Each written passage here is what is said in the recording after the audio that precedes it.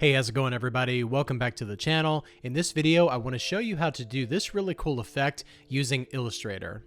Before we get started, please subscribe to support the channel. Alright, so what we've got here is a combination of a couple of different processes in Illustrator, and then we can go into Photoshop and add in some effects. So what I'm going to do here is move this over off of our artboard really quickly, and I'll type out the word hope. And this is using a slab serif font, so I think that I'll do something like that. We might end up using, I don't like the roundedness of that one right there. I like Museo, but I'm not a big fan of the rounded slabs. So let's go with Novecento Slab Wide. This is a pretty cool one. I like it a lot. I actually really miss slab serif fonts. I do hope they make some kind of a comeback soon. Now, if you notice right here, we have the H, the P, and the E are all the same typeface, but this O right here is actually a serif typeface. And the way that we can tell that is because of the counter, the way that this actually narrows at the top and then gets a little bit wider at the bottom. On the O right here for this slab serif type is actually going to be a consistent O going all the way across. So nice and chunky and more of a perfect circle. So I'm going to change this O right here to something that's a little bit more narrow like this. So I'm going to use source serif variable, and I'm going to use the black weight just so we can maintain the same weight going across all the letters. All right, so what we're going to do is select all of our text here. I'm going to create outlines, and now I'm going to ungroup everything. And let's move the P and the E down to the bottom, and then we'll move the H and the O to the top. And I'm going to go all the way to where it goes up here on the artboard.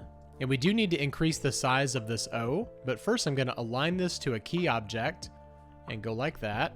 And now to get the right rotation, I'm going to bring it over here and activate our rotation tool and hit enter. And we're just going to increase this up to about 145. And then we'll bring this back over here. And now I'm going to make sure the O is the same height as the H. So let's go over here to the transform panel. I'm going to click inside of the height and copy that number. And now we're going to select the O and select the height in the O, and then change it to that number and hit enter. Now let's make sure this is aligned to the artboard. We're going to go to align to artboard here, and we're going to align horizontal right, and then vertical align top. And we want these two letters to touch each other. So what we're going to do is I'm going to grab the O right here and just kind of move it a little bit to this way. And then we'll do the same thing with the H. I'm just going to slowly bring these a little bit closer to each other to the point where they are touching. And you want to do that manually just to make sure that it doesn't distort the letters too much. Okay, since the H, the P, and the E have the same cap height, meaning they don't have any ascenders, descenders, or overshoots, we're going to select the H, we're going to double click on the inside of the height, and we're going to apply it to the P, and then apply it to the E. So now let's go over here and align this all the way to the left, and we're going to go all the way up here to the bottom of the H. If you don't have Smart Guides turned on, go up here to View and Smart Guides and make sure that that's checked. That's going to show these pink lines and show you exactly when you've got it where it needs to be. All right, now we're going to align this to the right side, and we want to make a couple of adjustments here. So I'm going to align this all the way to the right side. And if you notice on the bottom, the E is actually longer than it is on the top. So let's go over here and use our direct select tool, and we're going to select both of these anchor points. And now with those selected, we can change the align to artboard on our alignment panel, and then click on horizontal align right, and that'll move those anchor points all the way over to the right side of our artboard. All right, so now we want to stretch these letters just like they're stretched in the original poster. We want to get them a little bit closer to each other, but they don't need to touch. So what we're going to do is with our P selected, I'm just going to bring this over. I'm going to align it to about where that line is right there. And then we'll do the same thing with the E, and I'll align it to this line right here. And let's adjust the height of this to where it actually touches the bottom part of that H. In our original poster, these kind of overlap just a little bit, so I think I might do that. Let's go use our direct select tool and select the E. And I'm just going to grab these anchor points right here, and then we'll do the same thing on the bottom. And then we'll just hold down shift and move them over slightly. All right, that's looking good. All right, so I'm going to go ahead and color these letters red, and we'll just color drop on the red right here. And now we're going to draw a rectangle that fills up exactly the area of the letters here. We don't want to go beyond the artboard here. And now we're going to color drop on this blue. And now we need to go up here to Object and Arrange and Send to Back. And before we move forward, let's grab these anchor points right here with our Direct Select tool and move those down. Okay, so we have some areas where the blue is showing and then areas where it's not. So what we need to do is select everything in this area, and we're going to click on Divide in our Pathfinder panel.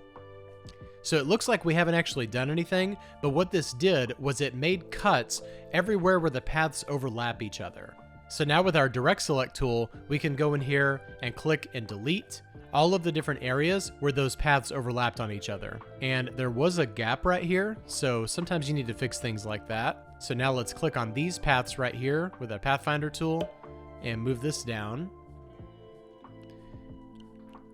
And then we need to select everything again and click on Divide.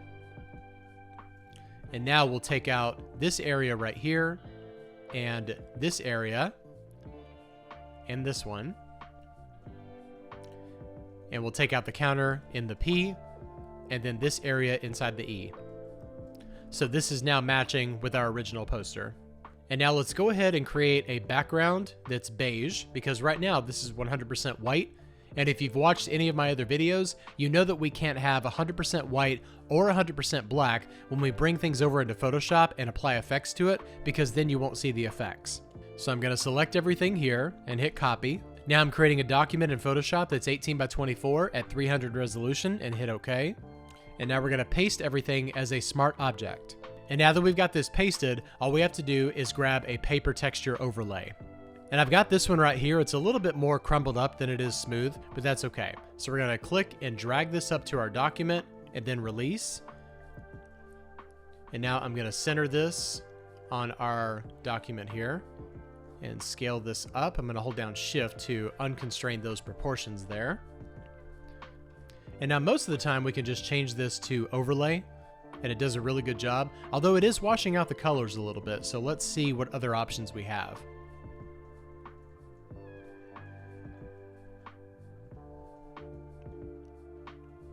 Okay, I like darken. It's actually doing a pretty good job right there. And if you want to make this a little less clean and a little more authentic, make sure that your artwork layer is selected. Go up here to Filter, Blur, and Gaussian Blur. And enter something between a 3 or a 5. And let's zoom in and take a look at what happened. Now when you print ink on what looks like a little bit more of a vintage type of paper, it's not going to look super sharp and clean. It's going to kind of have these more feathered and smoother edges, but this is looking a little bit too smooth. So what we can do here is double click on our layer, and we're going to use the Blend If tool. So we've got Blend If Gray, and what we need to do over here on this side is hold down Option or Alt and click on that left arrow, and we can bring it down and that smoothness will actually go down, while at the same time making the ink fade just a little bit. And now we can hit OK. And if you want to make it look even more authentic, I'm going to add a photocopy texture, and we're going to go all the way to the top here. Let's center this on our document, expand it all the way up here, and I'm going to use the subtract overlay for this. And let's go ahead and zoom in, and you can see that it just gives it a lot more depth. And that effect is how you get this result using Illustrator and Photoshop. I hope you enjoyed the video, and I hope it was informative to you. If it was, please like, share, and subscribe to support the channel. Thank you so much for watching, and I'll see you in the next video. Bye-bye.